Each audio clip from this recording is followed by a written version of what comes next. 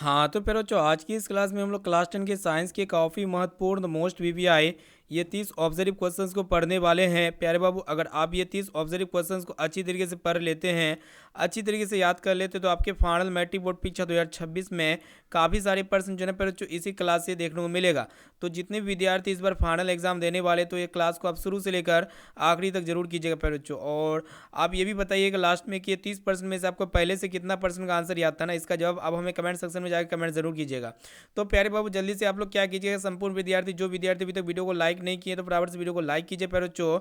और चैनल पर नए हैं तो चैनल को सब्सक्राइब कर लीजिएगा ना। तो चलिए प्यारे बच्चों, आज के पहले नंबर प्रश्न से क्लास को स्टार्ट करते हैं। तो फटाफट से यहाँ पे आप लोग ये कोशिश कीजिएगा, जैसे हम क्वेश्चंस पढ़ते हैं ना, अगर आपको क्वेश्चंस का आंसर पता है तो आप हमें कमेंट सेक्शन में जरूर बताइएगा।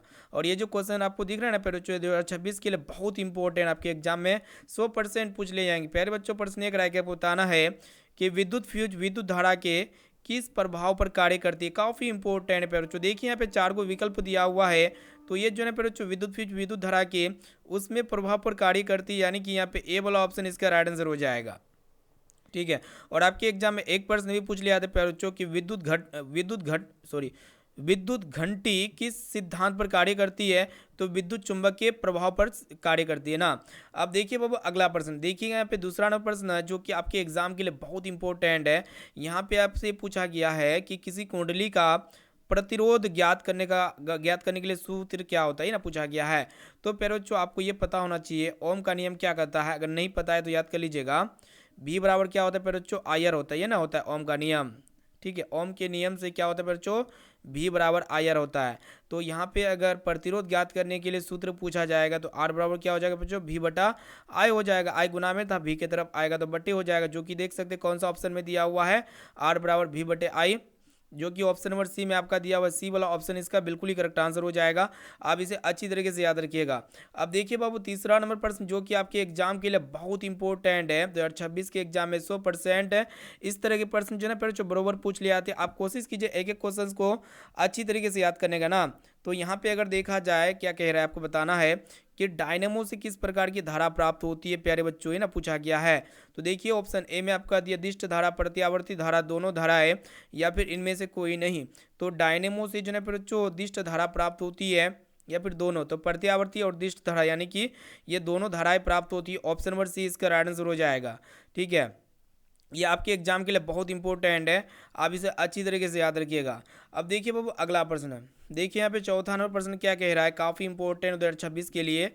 आपसे ये पूछा जा रहा है कि डेंगू उत्पन्न करने वाला मच्छर जो है ना, ये किस तरह के जल में रहता है। काफ़ी इंपॉर्टेंट है। देखिए पर बच्चों, साफ जल में, या फिर गंदा जल में, या फिर खरा जल में, या फिर मृदु जल में। तो डेंगू उत्पन्न करने वाला मच्छर जो है पर ये साफ जल में पनपते हैं, यानी कि यहाँ पे ए वाला ऑप्शन इसका राइट आंसर हो जाएगा।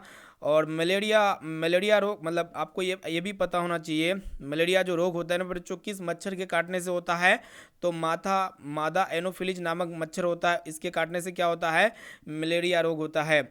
अब देखिए बाबू, अगला प्रश्न काफ़ी इंपॉर्टेंट है। यहाँ पे क्या कह रहा है आपको बताना है कि निम्नलिखित में से कौन बायोगैस ईंधन का स्रोत नहीं है। तो इनमें से बायोगैस ईंधन का स्रोत कौन नहीं, ये पूछा गया है। ठीक है, काफ़ी इंपॉर्टेंट आपके एग्जाम के लिए प्यारे बाबू, तो अच्छी तरीके से याद रखिएगा। तो यहाँ पे अगर देखा जाए, लकड़ी, गोबर गैस और ये कोयला, ये तीनों बायोगैस ईंधन का स्रोत है, लेकिन ये नाभिकीय ऊर्जा बायोगैस ईंधन का स्रोत नहीं है, जो कि यहाँ पे ऑप्शन नंबर सी इसका राइट आंसर हो जाएगा। आपके एग्जाम के लिए बहुत इंपॉर्टेंट है। अब देखिए बाबू, अगला प्रश्न है।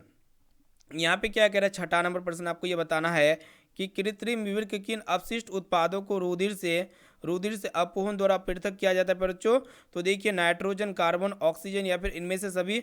तो नाइट्रोजन हो जाएगा बच्चों, जो कि ऑप्शन नंबर ए में आपका दिया हुआ ए वाला विकल्प इसका बिल्कुल ही करेक्ट आंसर हो जाएगा। अब देखिए बाबू, अगला प्रश्न की तरफ बढ़ चलते हैं। काफ़ी इंपॉर्टेंट यहाँ पे प्रश्न हम आपके सामने प्रस्तुत किए हुए हैं। यहाँ पे आपको बताना है कि हाइड्रा के प्रजनन किस विधि से होता है। तो हाइड्रा के जो प्रजनन होता है ना पर जो किस विधि से होता है, द्विखंडन से होता है, मुकुलन, या फिर लैंगिक जनन, या फिर इनमें से सभी।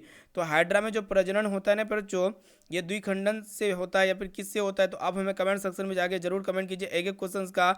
जैसे हम क्वेश्चन पढ़ते ना, तो उसका आंसर आप जल्दी से बेझिझक जरूर बताइएगा।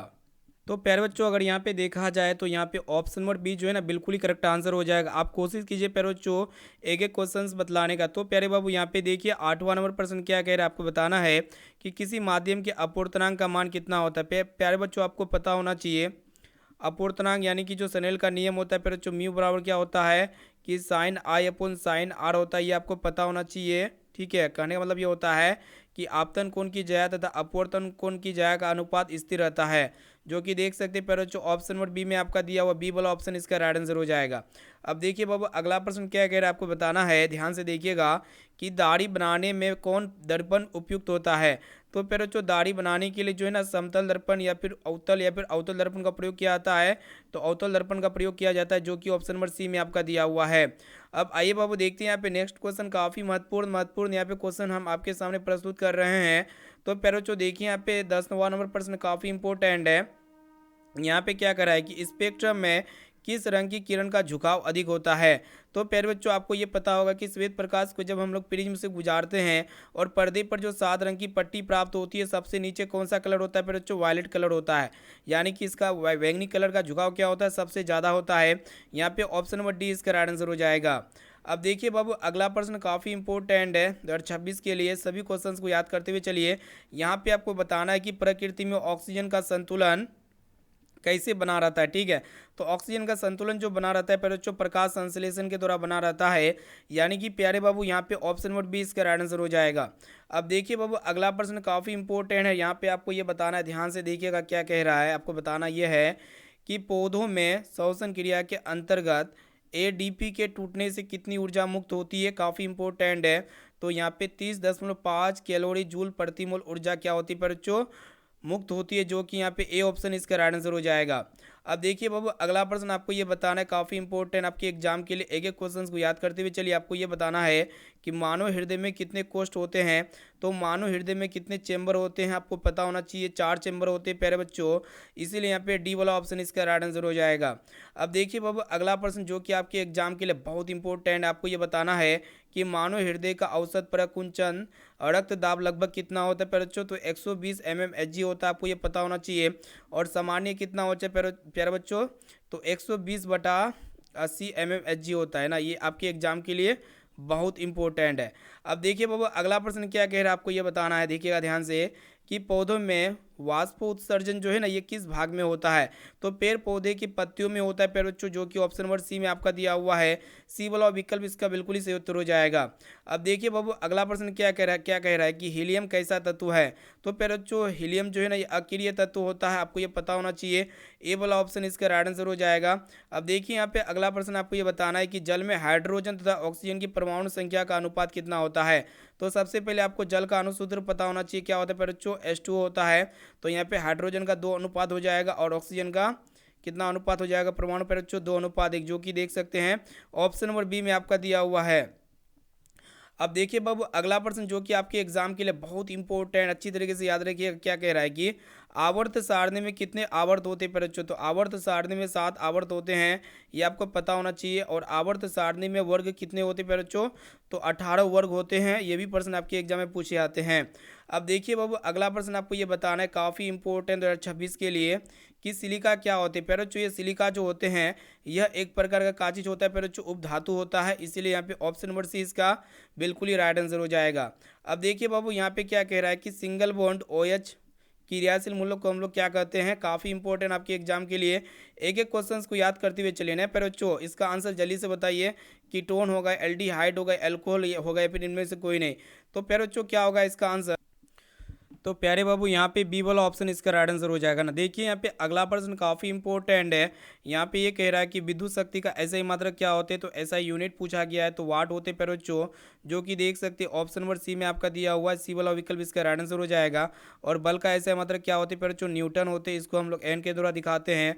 विद्युत विभव या विभवांतर का ऐसे मात्रक वोल्ट होते, इसको भी के द्वारा दिखाते हैं। विद्युत जूल का ऐसे मात्रक क्या होते प्यारे बच्चों, सॉरी, ऊर्जा, विद्युत ऊर्जा या ऊष्मा का ऐसा मतलब क्या होते हैं, जूल होते हैं। इसको हम लोग कैपिटल जे के द्वारा दिखाते हैं। अब देखिए बाबू, आपको ये बताना है, काफ़ी इंपॉर्टेंट है भी पर्सन आपके एग्जाम के लिए, कि सामान्य दृष्टि के वयस्क के लिए सुस्पष्ट दर्शन की जो न्यूनतम दूरी होती है ना, लगभग कितनी होती है, तो 25 सेंटीमीटर होती है, जो कि यहाँ पे ऑप्शन नंबर सी में आपका दिया हुआ है। अब आइए बाबू देखते हैं यहाँ पे अगला प्रश्न, आपको ये बताना है कि बायोगैस के मुख्य घटक कौन से होते हैं। तो बायोगैस के मुख्य घटक पूछा गया है, तो फिर जो मीथेन होते हैं, ए वाला ऑप्शन इसका राइट आंसर हो जाएगा। अब देखिए पर जो अगला प्रश्न आपको बताना है कि मनुष्य में चीनी के पाचन में कौन सा हार्मोन सहायक होता है। तो इंसुलिन हार्मोन सहायक होता है प्यारे बाबू, ऑप्शन नंबर बी इसका राइट आंसर हो जाएगा। देखिए यहाँ पे अगला प्रश्न आपको ये बताना है कि मनुष्य की गुणसूत्र, कोशिका में गुणसूत्र की संख्या पूछा गया है। तो गुणसूत्र की संख्या कितनी होती है पर बच्चों, 46 होती है, यानी कि 23वें जोड़े गुणसूत्र पाए जाते हैं।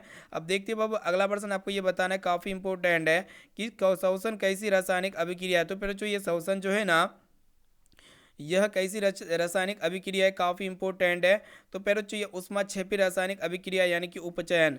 अब देखते हैं यहाँ पे अगला प्रश्न, काफ़ी इंपॉर्टेंट है। पहले बच्चों आपको ये बताना है कि ओम के नियम में किसका मान अचर रहता है। पहले बच्चों तो अचर किसका मान रहता है, तो प्रतिरोध का ऐसे मात्रा, सॉरी, यहाँ पे ओम के नियम में किसका मान मतलब अचर होता है, प्रतिरोध, ताप या फिर दाब या फिर इनमें से सभी का। तो क्या होगा, एक एक क्वेश्चन का आंसर बताते हुए चलिए। तो यहाँ पे टेम्परेचर, जिसको हम लोग ताप कहते हैं, इसका मान क्या होता है, पहले जो अचर होता है। अब देखिए बाबू अगला प्रश्न क्या कह रहा है कि लोहे ऑक्सीजन से संयोग करके क्या बनाते हैं। तो लोहे ऑक्साइड बनाते हैं, यानी कि यहाँ पे देख सकते हैं ऑप्शन नंबर बी में आपका दिया हुआ, बी वाला ऑप्शन इसका राइट आंसर हो जाएगा। अब देखिए बाबू अगला प्रश्न जो कि आपके एग्जाम के लिए बहुत इंपॉर्टेंट है। यहाँ पे क्या बताना है कि दो तंत्रिका के मध्य खाली स्थान को हम लोग का चीज कहते हैं पर बच्चों, तो स्नेप्स कहते हैं, जो कि ऑप्शन नंबर बी में आपका दिया हुआ है। अब आइए बाबू देखते हैं यहाँ पे अगला प्रश्न, आपको ये बताना है कि वो कौन सी धातु है जिसे चाकू से काटा जा सकता है। पर बच्चों सोडियम को हम लोग चाकू से इजिली मतलब क्या कर सकते हैं, काट सकते हैं। अब देखिए प्यारे बच्चों, आपको ये बताना है कि हीरा किस तत्व का अपर रूप है। तो प्यारे बच्चों हीरा जो है ना, ये कार्बन के अपर रूप होते हैं, जो कि ऑप्शन नंबर ए में आपका दिया हुआ है। अब देखिए बाबू अगला प्रश्न, आपको ये बताना है कि आवर्त सारणी के प्रथम वर्ग के एक तत्व का नाम बताना है। तो आवर्त सारणी के प्रथम वर्ग के अति कितने होते हैं बच्चों, तो हाइड्रोजन और हीलियम, यानी कि ये दोनों होते हैं तत्व, जो कि option number C right answer हो जाएगा। अब देखिए बच्चों SW क्वेश्चंस का आंसर आपको जल्दी से फटाफट से इसी वीडियो में कमेंट सेक्शन में जाके कमेंट करना है। देखिएगा कि सोलर कुकर में कौन दर्पण उपयुक्त होता है, समतल, उत्तल, अवतल या फिर इनमें से कोई नहीं। तो इसका आंसर जो भी लगता है ना, तो आप बेझिझक जल्दी से फटाफट से कमेंट सेक्शन में बताइए। और ये भी बताइए बच्चों कि ये 32 प्रश्न में से आपको पहले से कितना प्रश्न का आंसर याद था, इसका जवाब आपको इसी वीडियो में कमेंट सेक्शन में जाकर कमेंट कर देना है। और जो विद्यार्थी अभी तक वीडियो को लाइक नहीं किए, तो फटाफट से वीडियो को लाइक कीजिए बच्चों। और चैनल पर नए हैं तो चैनल को यहाँ पे क्या कीजिएगा, सब्सक्राइब करने के बाद वीडियो को लाइक भी कर दीजिए बच्चों। तो फिर मिलेंगे अगले वीडियो के साथ। वीडियो को शेयर कीजिए अपने दोस्तों में, ताकि वो भी बोर्ड एग्जाम की तैयारी काफ़ी मस्त तरीके से कर सके बच्चों। Thank you.